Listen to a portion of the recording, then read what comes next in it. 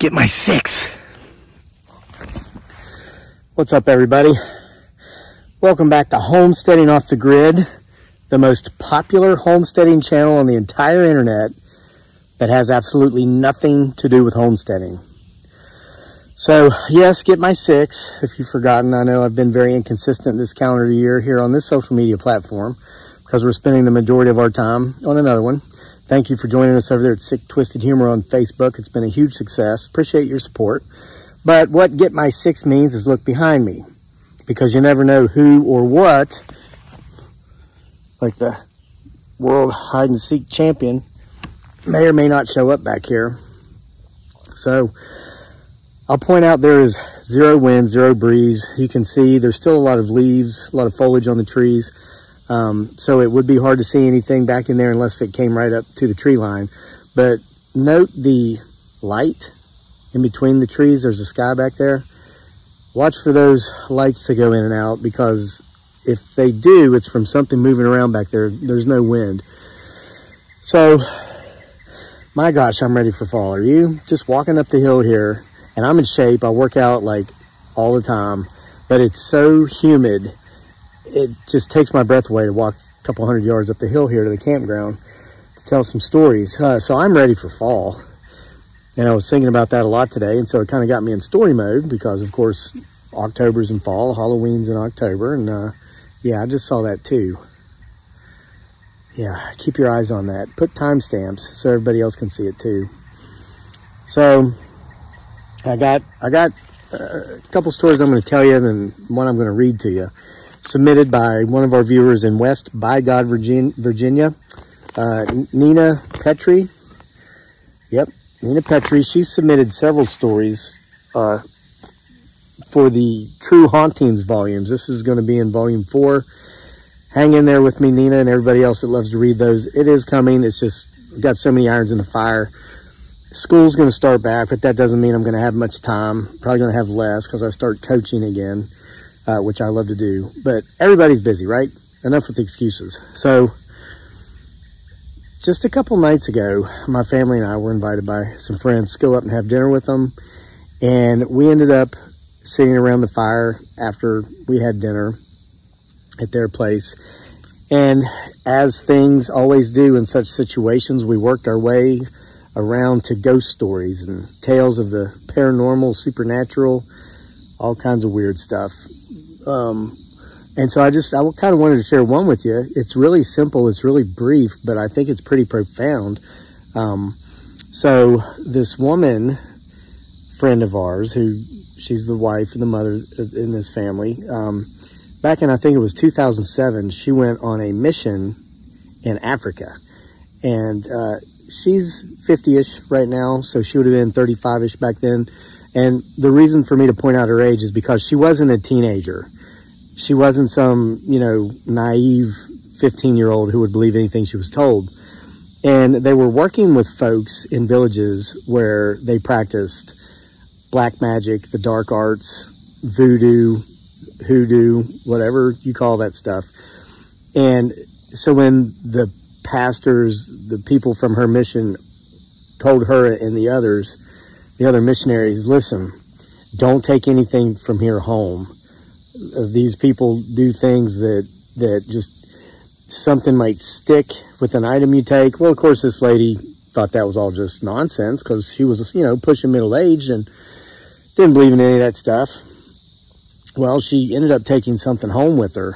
And from the time she got it home until she eventually would throw it away, because she was convinced there was something attached to it, she would see a little girl that she said was 7 years old. And I find this interesting because I asked her, was the little girl, was she white or black? Because she picked up this item in Africa.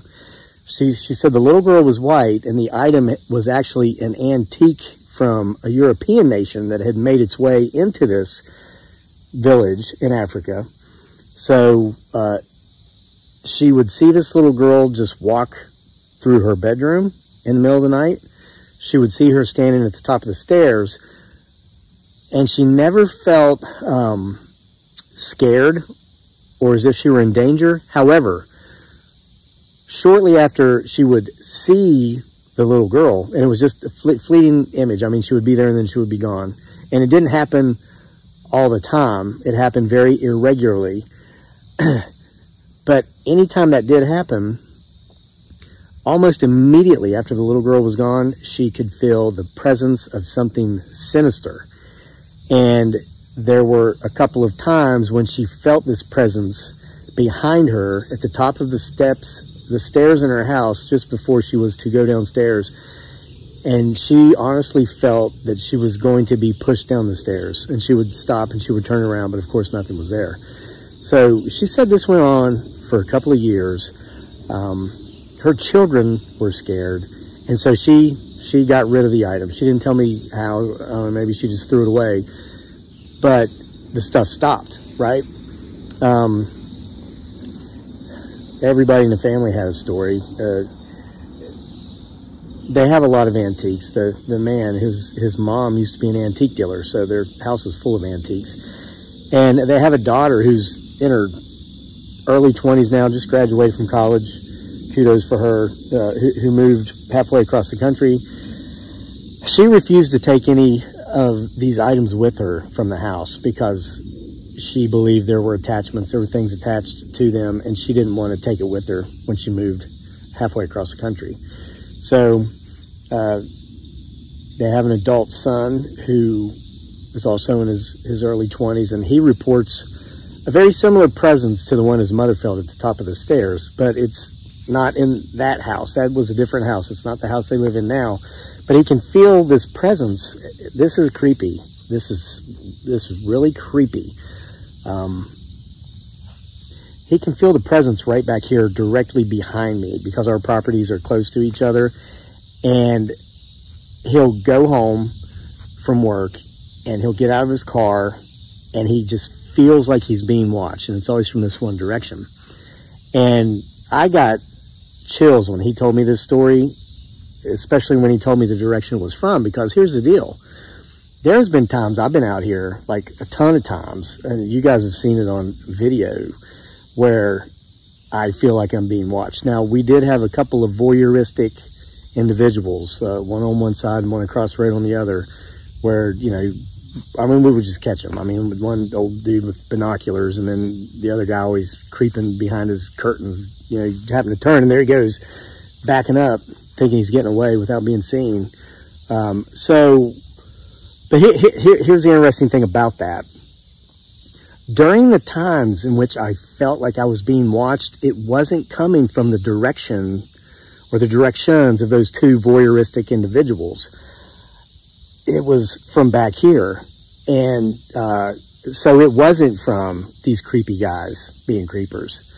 I don't know what, I don't know. I mean, could it be potentially Bigfoot, Sasquatch, or something else? And further, and then I'm going to get to Nina's story because we're all busy. I don't want to take up your whole night here. The original road in my community actually used to come right through that area, okay? They rerouted the road probably 100 years ago. About 80 years ago. It was in the 1940s. So for centuries before that, this community's been around here. There's a log house down the road from me that sold a couple of years ago for $1.6 million, I think. It was built in 1647. One of the oldest houses probably in the country. Of course, it's all modernized on the inside, and it's got a lot of land. That's why the price was so high. This is high-valued properties around here. So the woman that we bought our house from was literally 90 years old when we bought it. And she and I would email each other back and forth a little bit. Like, after we closed the deal, we never had any contact before the sale was final. But she would tell me a little bit about the area, offer me some advice. And if I had a question about the house, or, you know, who should I call for the septic repair or whatever, because she worked with people for years. I moved here from Asia. She told me that they rerouted the road because of an incident. This would have been the 1920s, so it's been 100 years now, because our house was built in 1903, and when this woman was a little girl, she would actually go to our house. It wasn't her house at the time, and she would talk to an old woman there on the front porch who was old at that time. So the woman she talked to was probably born in the early 1800s, like the first decade of the 19th century. And the old woman told her that there was an incident that happened.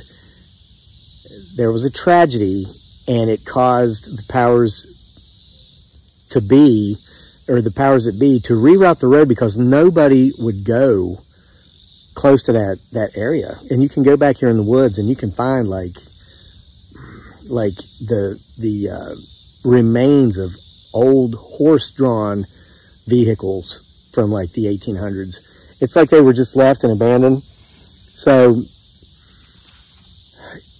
the old woman never told the other old woman, who was a little girl at the time, what exactly the incident was, what the tragedy was. And so she said she was so curious about it that she went back to talk to her again about it, and she was dead. The old woman had passed away. And she told me in an email that she always had the gut feeling that her passing was related to her telling of the story, even mentioning of the story, like it was an unspeakable evil. For those of you who've read, what was it? Gosh, I've written so many books. I think it was called Trilogy of Terror, Part 2. It was an unspeakable evil, terrifying story. There are some things that are so evil that if you speak of them, things won't bode well for you. So the old woman told me, that we bought the house from, that she thinks the other old woman died just because she mentioned that. Well, I got curious about it. And so a couple of days later, I emailed the old woman back just for the heck of it, asked her how she's doing or whatever. Like I said, she was 90. You don't always get tomorrow with these people. So her husband replied to the email and told me that she had passed away the night before. So anyway, it was right there, right back up in there in those woods. And this guy, a young man, lives back here, gets the same creepy feeling I get from that same spot. We've done a lot of hunts up there, made a lot of videos up in there, and we're going to have to do some more here when it turns fall and these temperatures drop. All right, so I've been blabbering for almost 13 minutes, so I'm going to read Nina Petrie's story. It's not a long one. She's submitted several. For those of you who've read the True Haunting series, and they're available on Amazon in print or Kindle, you've seen some of Nina's work. She's submitted several for the 4th volume coming up. We'll get there. We'll get to it. I hope to have it out before October, so if nothing else, I can come up here and read a creepy story every night for the month of October, like I did with the October nights. Okay, so this is called The Mirror, and yes, I've got my old man glasses on. Things have gotten that bad, yes. The Mirror, submitted by Nina Petrie of West By God, Virginia. I have heard some people claim that mirrors are portals. I don't know about that, but you can sometimes see some strange stuff in them from time to time. There are times I feel a need to avoid looking into them, mostly because of what I experienced. I don't want anything to feel like I've given an invitation to join me by acknowledging his, her, or their presence or reflection. So already this story's very similar to what I've been talking about. How fitting. At least 10 years ago, maybe longer due to my problem with chronology, this is what happened. One morning, after waking up, I was doing my daily routine while standing in front of my bathroom sink. On the wall above the sink is a little mirror about 10 by 12 inches or so held in a frame. At the time, I was not looking in the mirror. I was leaning over the sink, cleansing my face with a soapy washcloth, eyes closed to keep the soap out, not thinking or feeling anything out of the ordinary. I rinsed my face and patted it dry with the towel I had handy for that purpose. Then I looked in the mirror, having stood to eye level with it, and saw that I was not alone. Beside my reflection was the face and upper body of a man looking over my shoulder. To be clear, he was reflected in the mirror and not peering out of it. I did not feel afraid, but was more puzzled than anything. I had an almost non-reaction to his presence, and that alone was strange.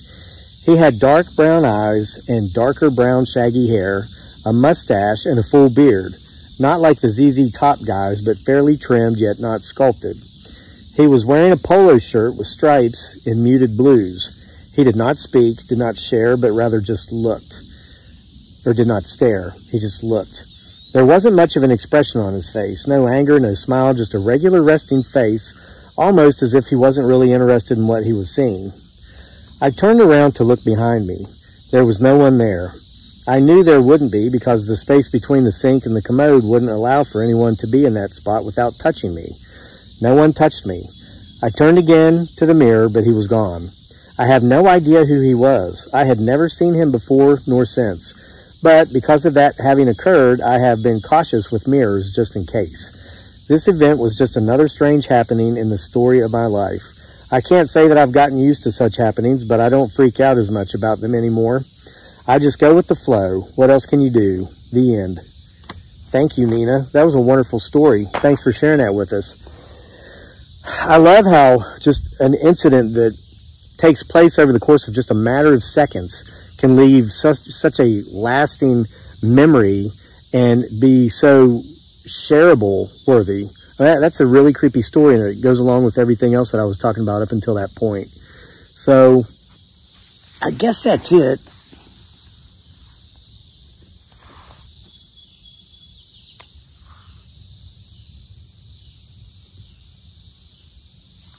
I'm getting that feeling right now, like I'm being watched from right up there. So I hope you enjoyed the stories here tonight. Again, I'm going to try to get back to doing this a little bit more regularly, especially now that fall's coming, and I'm going to have lots of stories to tell. If you've got any creepy stories and you want to send them in, the email address is on the channel. It's crazylake@mail.com. crazylake@mail.com. You got to give me permission, though. Nina has given me permission multiple times to share your story if you want it shared, if you want it published. No compensation to you, but you will have your name in the book and your story there as well to be preserved for eternity. Unless we have a Fahrenheit, whatever that Ray Bradbury book was called, where they burn all the books, in case something like that happens. So thanks for being here with me at Homesteading Off the Grid, the most popular homesteading channel on the entire internet that has absolutely nothing to do with homesteading. See you for more next time.